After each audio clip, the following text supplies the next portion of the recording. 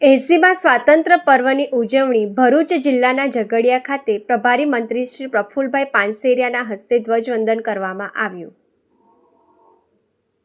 15મી August આઝાદીના મહાપર્વ નિમિત્તે દેશભક્તિસભર વાતાવરણમાં આરોગ્ય, પરિવાર કલ્યાણ અને તબીબી શિક્ષણ વિભાગના માનનીય રાજ્યકક્ષાના મંત્રી શ્રી અને પ્રભારી મંત્રી શ્રી પ્રફુલભાઈ પાનસેરિયાએ ભરૂચ જિલ્લાના ઝઘડિયા ખાતે 80મા સ્વાતંત્ર્ય પર્વ પ્રસંગે વંદે રાષ્ટ્રગીત વંદે માતરમના ગાન બાદ તિરંગો રાષ્ટ્રધ્વજ લહેરાવીને ભારત માતાની આન, બાન અને શાન સમા તિરંગાને આદર સલામી આપી હતી।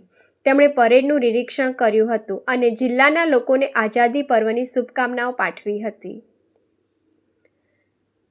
આ વિસ્તારમાં આપણા દેશમાં બનેલી વસ્તુઓનો ઉપયોગ કરીએ જેથી દરેક નાગરિકનું રોજીરોટી અને જીવન નિર્વાહ સુરક્ષિત થાય। સ્વદેશી વસ્તુઓનો ઉપયોગ કરી સ્થાનિક રોજીરોટીને પ્રોત્સાહન આપવાનો તેમણે અનુરોધ કર્યો હતો। આપણા આદરણીય પ્રધાનમંત્રી શ્રી નરેન્દ્રભાઈ મોદીજીએ વિકસિત ભારત 2047નો જે સંકલ્પ આપ્યો છે તે માત્ર ઇન્ફ્રાસ્ટ્રક્ચરનો વિકાસ નથી પરંતુ એકતા અને રાષ્ટ્રવાદનો વિકાસ છે। મહર્ષિ ભૃગુ ઋષિની પવિત્ર ભૂમિ ભરૂચ ખાતેથી રાષ્ટ્રના સમૃદ્ધ વારસા અને યુવા શક્તિની અપરંપાર ઉર્જાને બિરદાવતા રાષ્ટ્ર સેવાનો સ્પષ્ટ સંદેશ આપ્યો। દેશના યુવાનોને રાષ્ટ્ર નિર્માણની મુખ્ય ધારામાં જોડાવાના આહ્વાન કરતા જણાવ્યું હતું કે યુવાનોના કર્મકલોમાં અખૂટ તાકાત અને ઉર્જા ભરેલી છે। યુવા શક્તિ પોતાની હિંમત અને હોશનો ઉપયોગ કરે અને વ્યસન મુક્ત બનીને વંદે માતરમનો નારો બુલંદ કરે એ જ સાચી રાષ્ટ્રભાવના છે, એ જ સાચી રાષ્ટ્ર સેવા છે। દેશની રક્ષા કાજે પ્રાણોની આહુતિ આપનારા વીર શહીદ જવાનો અને તેમના પરિવારો પ્રત્યે કૃતજ્ઞતા વ્યક્ત કરતા જણાવાયું હતું કે જેમણે પોતાના કાળજાના ટુકડા જેવા દીકરાઓને ભારત માતાના ચરણોમાં અર્પણ કર્યા છે તે શહીદ પરિવારોનું ઋણ આપણે ક્યારેય ચૂકવી શકીએ તેમ નથી। આપણે માત્ર એટલું સમર્પણ કરી શકીએ કે હું વ્યસન મુક્ત રહીશ અને દેશની સમૃદ્ધિનું પ્રતીક બનીશ। રાષ્ટ્ર સેવા માત્ર સરહદ પર જઈને લડવામાં જ નથી પરંતુ જનસમૂહના આરોગ્યની ચિંતા કરવી, ભેળસેળિયા તત્વોને ખુલ્લા પાડવા અને સમાજને સન્માર્ગે લઈ જવો એ પણ રાષ્ટ્ર માટેનો સૌથી બુલંદ નારો અને સાચી વંદે માતરમની ભાવના છે। આજે આ પવિત્ર ભૂમિ પર ભૃગુ ઋષિએ વંદન કરતા આપણે સૌ સંકલ્પ લઈએ કે આદરણીય વડાપ્રધાન શ્રી નરેન્દ્રભાઈ મોદી સાહેબના વિકસિત અને મજબૂત ભારતના સ્વપ્નને સાકાર કરવા માટે આપણા શ્રેષ્ઠ કર્મ અને કર્તવ્યની આહુતિ આપીશું। સરકારી ક્ષેત્ર હોય, પ્રાઇવેટ ક્ષેત્ર હોય કે ગ્રામ્ય ક્ષેત્ર, સંપૂર્ણ નિષ્ઠા પ્રામાણિકતાથી આપણે કર્તવ્ય નિભાવી રાષ્ટ્ર નિર્માણમાં યોગદાન આપીએ એમ વધુમાં ઉમેર્યું હતું। આ પ્રસંગે જિલ્લામાં શ્રેષ્ઠ કામગીરી કરનાર તેજસ્વી તાલાઓ, શ્રેષ્ઠ કર્મયોગીઓ, અંગદાન, ચક્ષુદાન જેવી માનવતાવાદી સેવા આપનાર વ્યક્તિ વિશેનું અભિવાદન પણ કરાયું હતું। રાજ્યમાં કાયદા અને વ્યવસ્થા ગણવેશધારી પોલીસ દળના જવાનો રાષ્ટ્રગીતની સુરાવલીઓ વચ્ચે રાષ્ટ્રધ્વજને સલામી અપાઈ હતી। આ અવસરે શાળાના બાળકો, પોલીસ દળના જવાનોએ રંગારંગ સાંસ્કૃતિક કાર્યક્રમોની પ્રસ્તુતિ કરી હતી।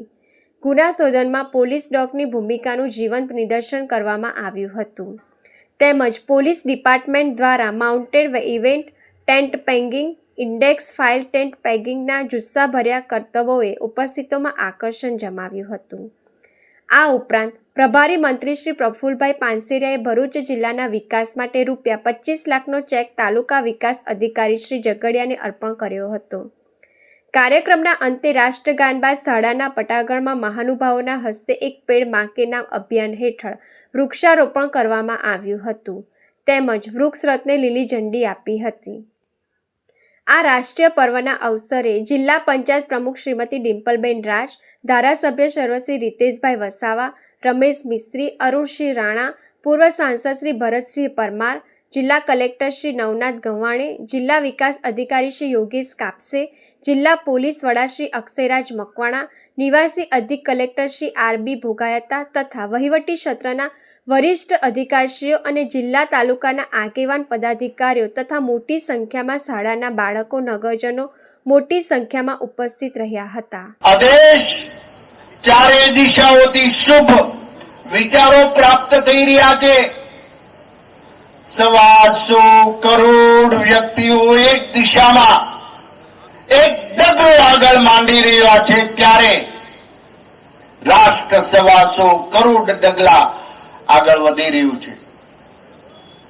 સમાન આકૃતિ સમાન હૃદયોનીવ, એક દિશા એક હૃદય. કાશ્મીરથી કન્યાકુમારી સુધી અમે એક પ્રતિજ્ઞા લઈ છે, મારું રાષ્ટ્ર મજબૂત. એ અર્થતંત્ર હોય કે સ્વાવલંબન ભારત હોય, એ પારિવારિક ભાવનાઓ હોય, દેશને આંતરિક રીતે ભટકાવનારા એક તત્વોને આપણે સાખી લેવાના નથી. માટે રાષ્ટ્રાય સ્વાઈદમના મમનો મંત્રથી આગળ વધીએ. એક સમયે દેશના ગરીબ વંચિત લોકો માટે જ્યારે વચેટિયાઓ પોતે પોતાના કરીને ગરીબોના હક લૂંટનારાઓ માટે લક્ષ્મણ રેખા ઓળંગી છે. ડિજિટલ પેમેન્ટના માધ્યમથી આ રાષ્ટ્રના કરોડો એ જનસમુદાયને ડાયરેક્ટ બેનિફિટ માટેનું આદરણીય નરેન્દ્રભાઈ મોદી સાહેબે જે પગલું ભર્યું, આજે એ ગરીબોને વંચિતોને લાભ મળી રહ્યો છે. અને વિશ્વની સૌથી ડિજિટલ પેમેન્ટની વ્યવસ્થા એ ભારતને થઈ ગઈ.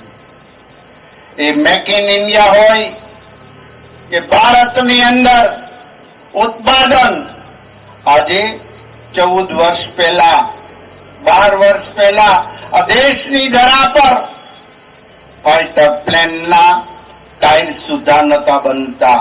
આજે પૂરા ને પૂરા એ ફાઇટર પ્લેનો રાષ્ટ્રની ધરતી પર નિર્માણ થઈ રહ્યા છે.